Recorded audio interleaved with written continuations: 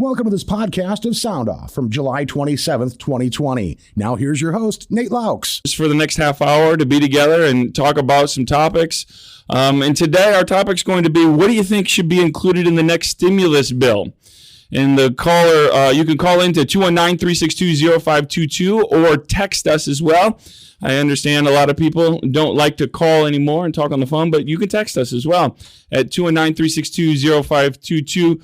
Or if you'd like, you can email me right into the studio at soundoff@967theeagle.com, and that email will come directly here into the studio, and we'll be happy to read that, assuming that it is on topic and things like that.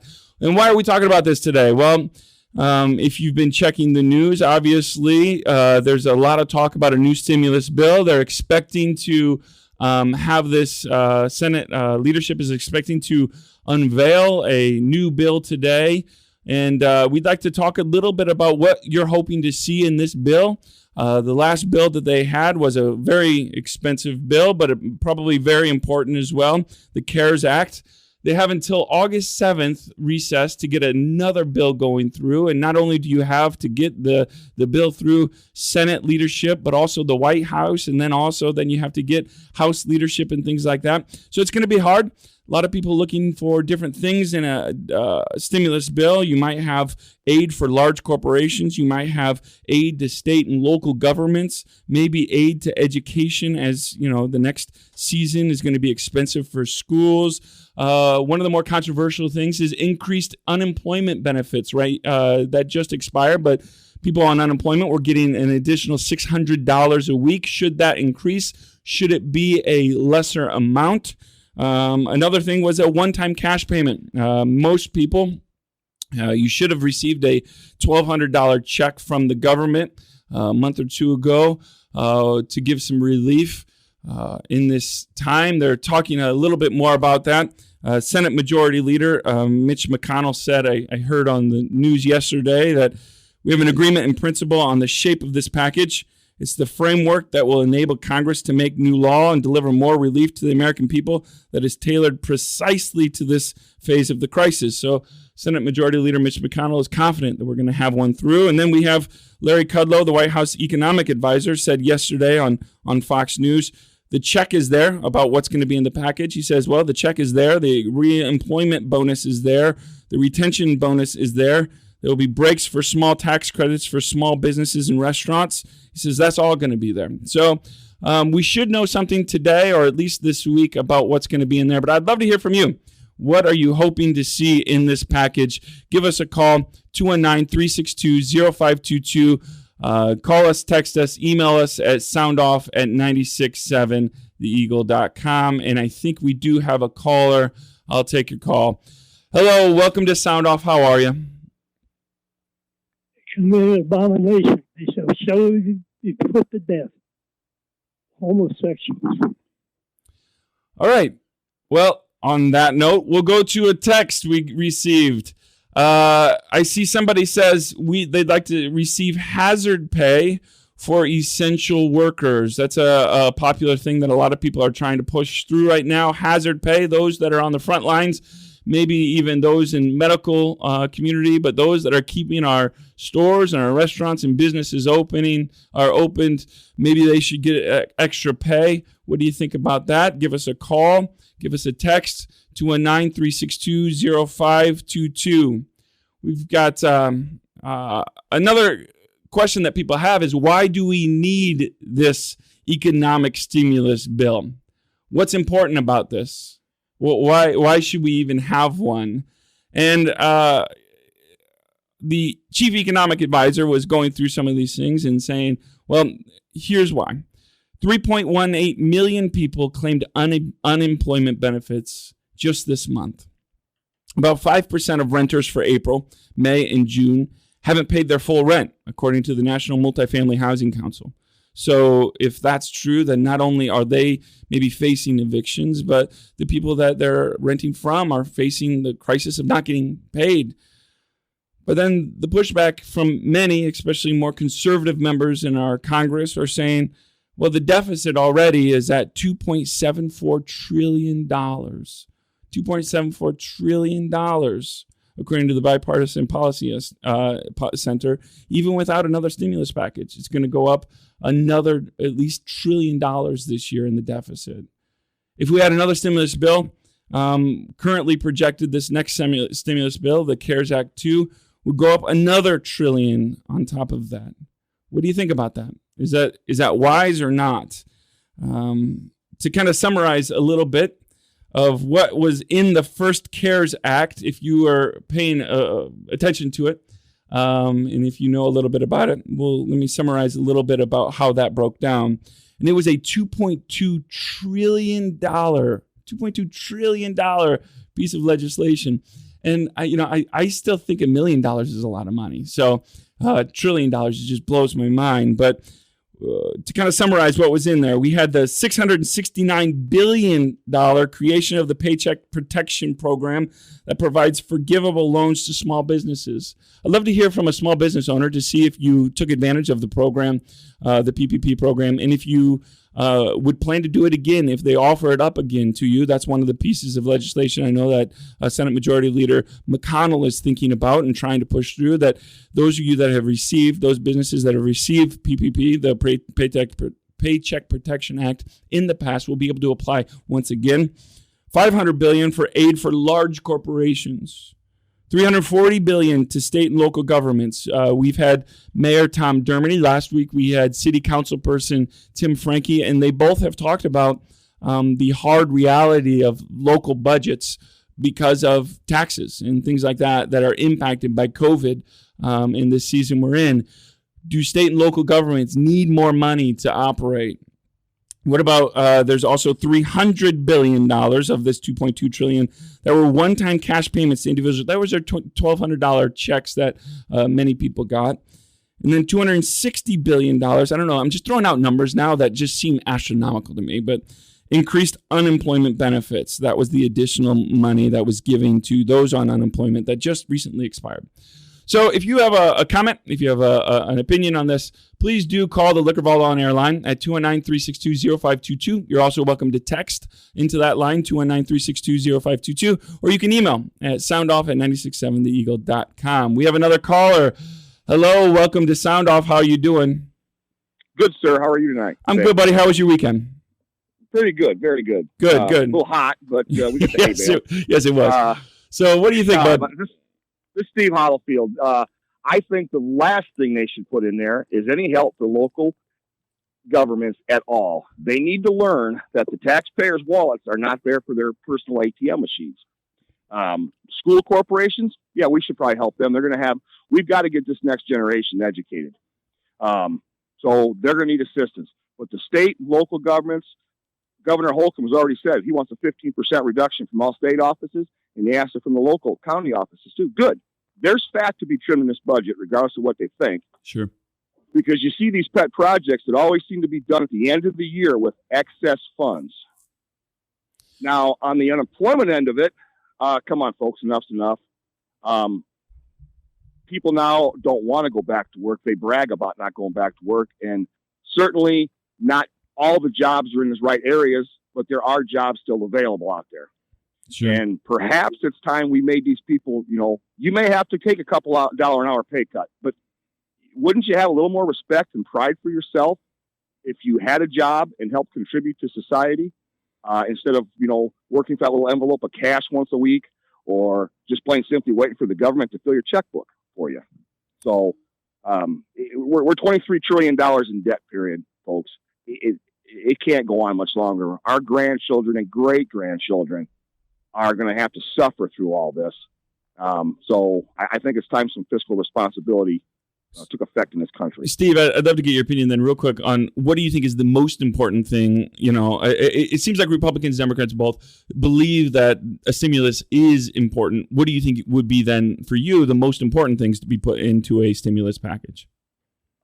Let's get this economy back up and rolling. The dumbest thing we ever did was shut it down for a virus that has a less than 2% death rate.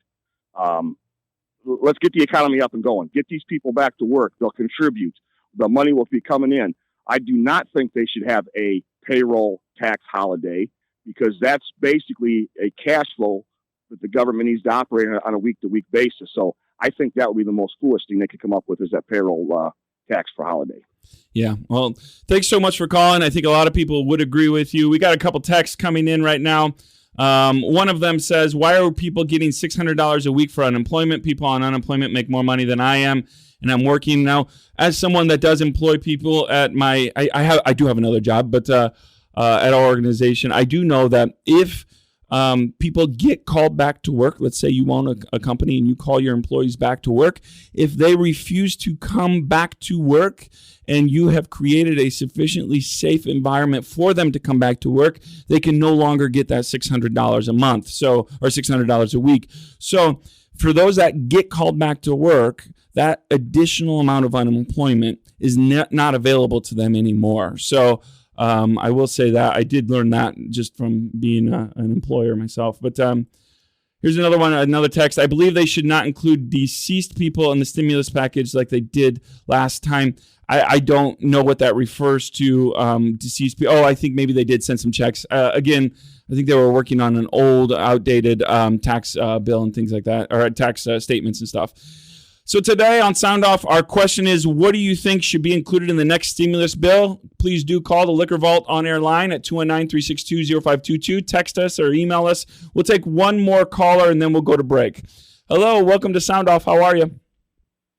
Is that me? Yeah, that's you, bud. How are you? Okay, I've been retired for 12 years. And when I got unemployment, I work construction. When I got unemployment, it was $359. So if you tack on, I don't know what it is now. If you tack on another $600, that's roughly $1,000. If you look over a period of a year, that's $52,000. And if you work 40 hours a week, that's $25 an hour you're making. I mean, I don't get it. That's an awful lot of money.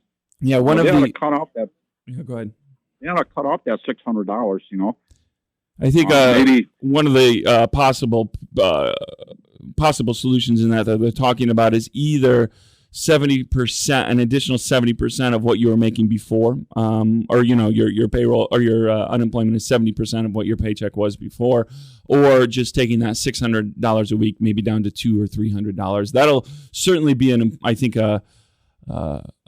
important part of the negotiations going forward here.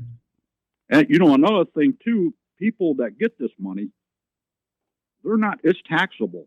They're not, I bet you more than half of them aren't taking state and federal tax out, And so at the end of the year, they're going to have to pay money on this stuff. And you look up, okay, $600, $30,000, that's, let's say 10%. They're going to owe about $3, $4, $5, $6 grand, Mm-hmm. Mm-hmm. Yeah, no, it's certainly one of those things that's going to maybe come down the line that people are going to have to think about. I do know, again, unemployment benefits are important for those that, their job hasn't called them back yet or things like that. But I think, reworking the unemployment part of that is certainly going to be one of the more important and one of the more probably contentious parts of a new stimulus bill. Thank you so much for calling. We're going to take a break right now. Thanks so much for listening to Sound Off. Today's question is, what do you think should be included in the next stimulus bill? If you have a comment or an opinion, do call us at 219-362-0522, or you could text the Liquor Vault on air line at 219-362-0522. Thanks so much for listening. Thanks so much for listening to Sound Off today. Our question is, what do you think should be included in the next stimulus bill? We're hoping to hear something a little bit more today. Senate Republican leadership has said that CARES Act 2 should be coming soon. I know there's some debates right now happening. I just read on Axios between the White House and Mitch McConnell, and hopefully we'll see something soon. They're going to have to release this, or they're going to want to release this anyway by the August 7th deadline before they take a recess. So we have some callers coming in. I'll take a next caller. Hello, how are you? Welcome to Sound Off. Hello. Couple things. The president proposing that payroll tax deduction, I laughed out loud when I heard that.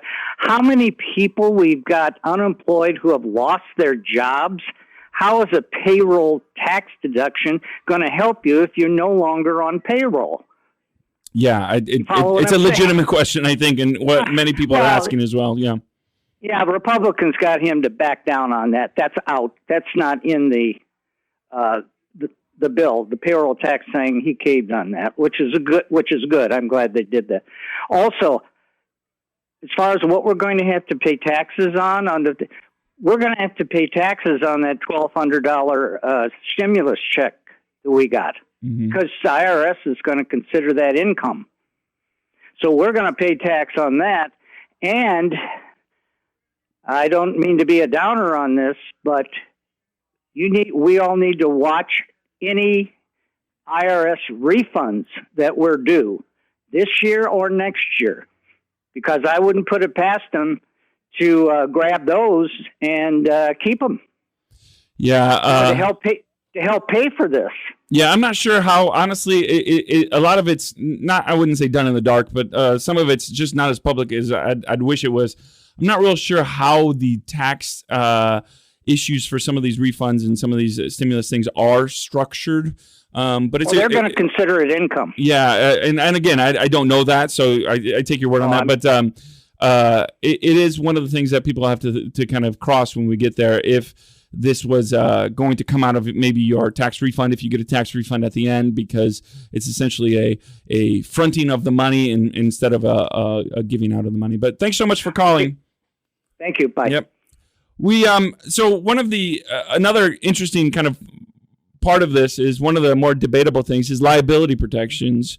Should corporations, should school systems, should have liability protections from coronavirus if you enter into a situation that's unsafe, maybe an employer that creates unsafe environments for you? Should you be able to protect yourself, in a lawsuit or something from that? And should that be maybe the threat of a lawsuit, or maybe the threat of, your employees coming against you in that regard, be the reason that people make a safe environment? It's one of the things that they're debating, I know, right now.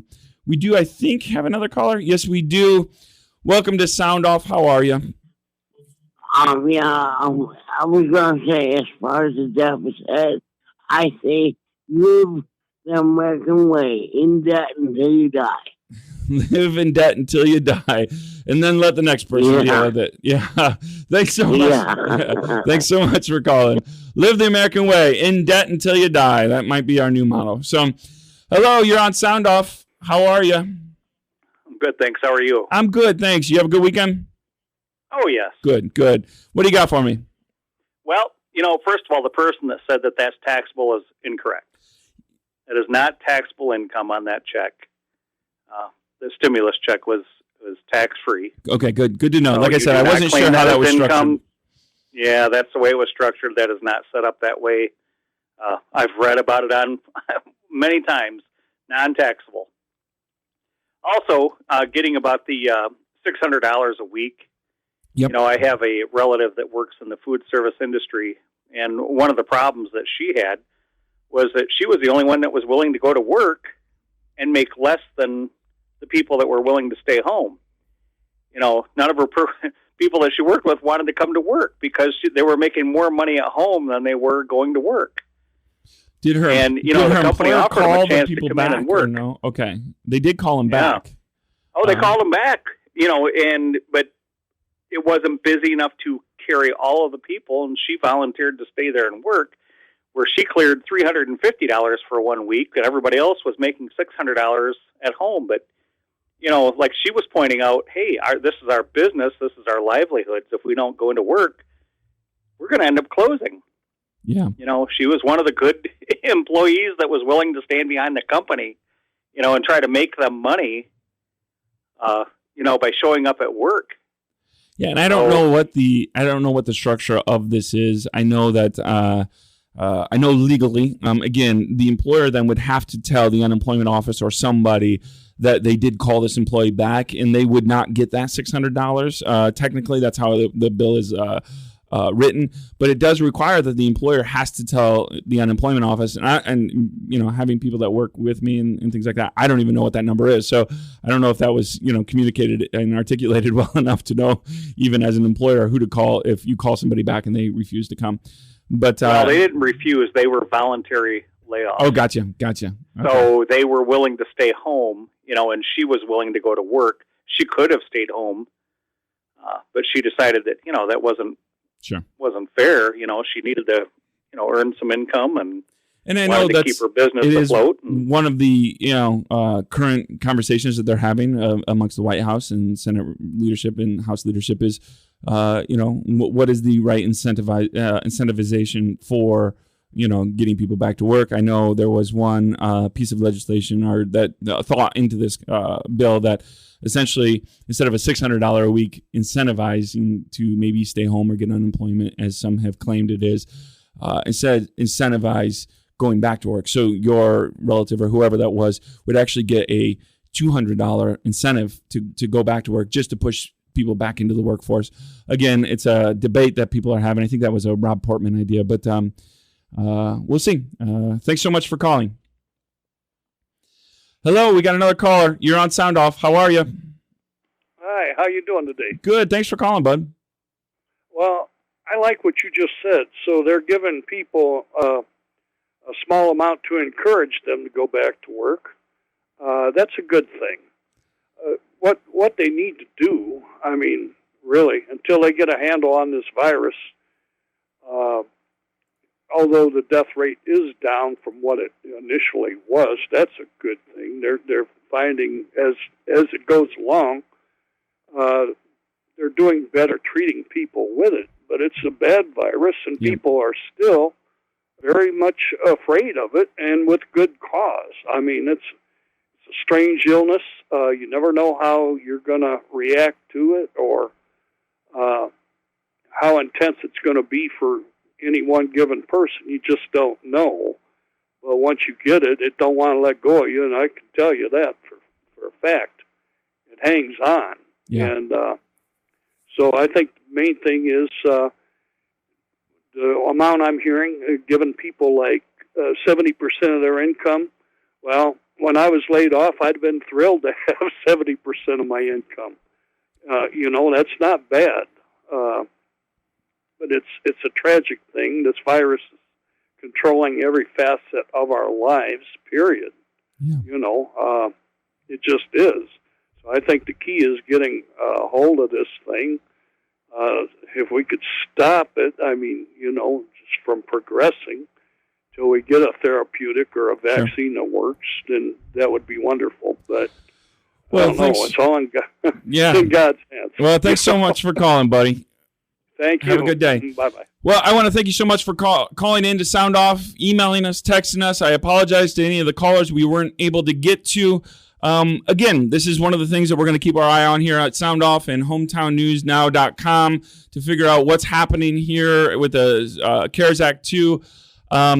But know this, as we go forward, and as the last caller said, we're kind of all in this together. I know many of us have different opinions, different comments and things like that, but never forget that we are neighbors, and that the better and stronger our neighborhoods are, the better and stronger we are to support each other, the better LaPorte County will be.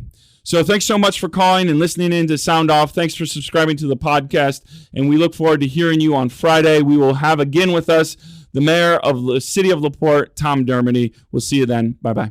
Thank you for joining us and voicing your opinion on this edition of Sound Off. The views on Sound Off are those of the host or callers and do not represent the opinion of 96.7 The Eagle, Spoon River Media LLC, or the sponsors.